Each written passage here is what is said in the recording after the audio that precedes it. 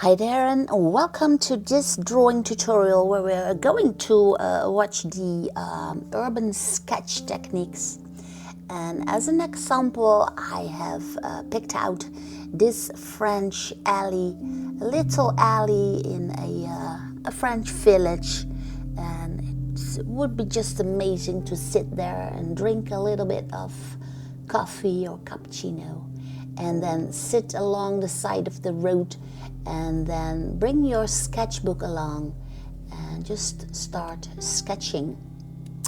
Now for this sketch I'm using the fine liner, and here you can see that there's a little bit of sky there just piercing just below the bow. It's a nice bow there in the street, and there's a little house in the arch there. And if you want to watch this tutorial in real time, you can find it on my Patreon page. And for a mere $5, you can watch the whole process along with hundreds of other videos. Now, for so far, I've drawn in the arch, and I've put in the roof on the little house in the center of the drawing, and there are windows with shuts on the side, and that's always very, very nice to draw. You can see them a lot in France, and just above the roof of the centerpiece here you can see part of the buildings, the top parts of the buildings. And I want to place them in too, of course. And I carefully watch where the lines are going. Are they going up or are they going down? So that's the only thing that I'm concerned about. And for the rest, it doesn't have to be all that precise. Urban sketching is about spontaneity. It has to be spontaneous and not measured out or drawn in by a ruler. Just freehand doodling if you want, and just try to capture what you see. I'm kind of knitting the drawing in. Now on the right side, of course, you can see a lot of openings, and there are buildings there. And what is also very nice is that there is a sign on the side with the name Oz. Now, drawing in signs, just as drawing in little plants, is always very nice when you are doing an urban sketch. Now, this sign says Oz, and maybe it's a jewelry, or maybe you can buy clothes there or something. But this is something that you would note in your sketch if you were actually in this street, somewhere in the street. It's always nice to point out the signs. Now for the right side, the street part, I'm also watching how the lines are going, and in this case the lines are going down. Now the street itself is going upwards, of course, also, and that line on the right side is not straight. It has little dots in them, and there are all kinds of door openings. So I really want to draw those in so that you get a nice view of how whimsical everything is with the little cobblestones and natural stones. Now on this side there is a climbing tree, climbs up the drain, and there's also a pottery plant standing on the left side of the road. And I definitely want to sketch this one in too, of course. And the pot itself is very square, so that's nice. And from the pot up there is another drain going alongside the building. And what I also see is a second sign which says crabs. Now crabs are little pancakes, and there's the sign crabs, and you have to go right to buy them or something. So that is something that I really also would put into my urban sketch. Now here I am at the top of the drawing. There's a little roof too, and I can see some more drains. I can see the top side of the building with the perspective lines, and they go almost straight up because we are close to the building. There's also some wiring on the wall there, and what I can also see is you can look through the arch, and then you can see a building somewhat further away. So I'll just put in some windows there, and I'm not making a big fuss of it. Just go as I just draw like I don't care. And well, this is another window with the window shuts. That's nice too, and those kinds of windows with the tiny windows inside them, which are very nice, and I point them out, of course. Then it's time to look at the road. Now the road is not going straight, but it has all kinds of dents in them, and I can see some little perspective lines going, and the road is going up and down and up and down, but it's, well, in the end it's going up and up.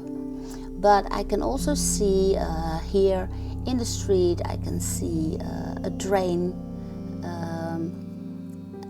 It's a sewer or something like that. But it's very nice to put in the sewer lid and also draw out some few of the tiles that are on the street. But I'm not going to put in all of them. I just point out a few tiles also here in the wall of the arch house, if you like, and that's just enough. Just point out what kind of things you see. Here I see something on the side of the wall, not sure what it is. And as I draw along, the painting kind of fades as it goes to the outside. Now, once I'm happy with what I've put in with the fine liner, then it's time to mix up a little bit of the gouache and a watercolor painting. And what I do first is I search for the shadow parts. Now in this case, the sun is quite high, but it's on the right side. So the right side of the buildings are covered in shadow, and especially, of course, underneath the arch, and of course the right walls, the inside of the windows, those are dark, of course. So I just point that out with the little brush that I've taken. And I also point out here the leaves on the front of the right top corner. So I just put in a layer of watercolor paint into the right side of my drawing. So what you get then is a sunny side, of course, and a shadowy side. And that brings a lot of nice atmospheric perspective into your drawing. I also tap in a little bit of shadows in between the leaves, just to point out that the leaves, of course, in between have shadow parts too. I do that also on the right side of the building, which brings a lot of liveliness into your painting, or I should say urban sketch, of course. Then I simply put in a little bit of shadow in the windows there on the right side, and just keep looking for shadow and extra dark shadows, those kinds of things.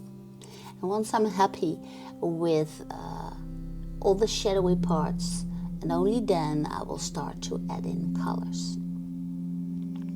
So make sure make sure to make your gray values good, and be happy with them before applying the colors. Now the arch itself has to be a little bit more wobbly. I do not want that to be too straight, so I've taken back the fine liner again to point out the hubbly bubblies in the arched building. And a little bit of dark shadows, extra dark shadows in the window part. In the meantime, the gray values, the shadow values, have dried up, and then I can add a little bit of color into my drawing.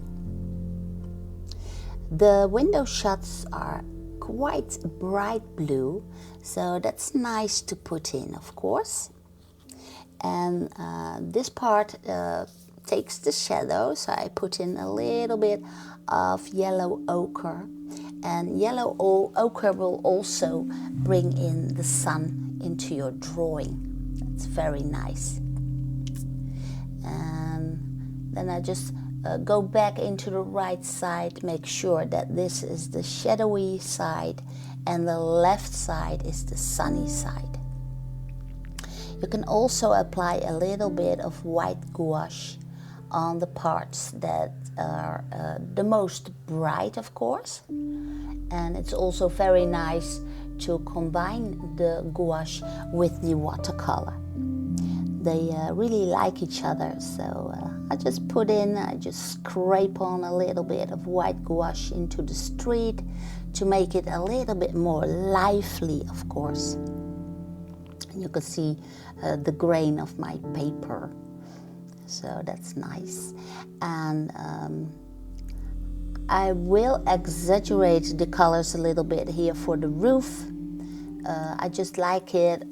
It brings in the sun also, and it brings attention to the arch building there. If you go to blue or something, you can always put in the white gouache if you want to ease down colors or something. And this is a jelly roll pen, and this is very nice to add a little bit of lines into your dark areas. Just point out a little bit. It brings your drawing to life, and well, makes it interesting, and it looks very whimsical by using this piece of jelly roll pen, of course. Now here behind the pot plant, I will put a little bit extra shadow to bring that, to make it stand out a little bit more. And I also want to point out the sign, which is on the side here, with the name Oz. I'll just make that a little bit darker to make it pop out a little bit more. Then this is the branch which is dangling on the right side, way in front, so I'll make that extra dark a little bit. And this also brings out well, a little bit more of perspective into my drawing. So here it is, the little French alley. And well, if you like this video, you can please give it a big thumbs up, and you can also find the real-time tutorial, of course, on my Patreon page. So maybe I will see you there, and otherwise I will see you in one of my other tutorials. Thank you for watching, and take care.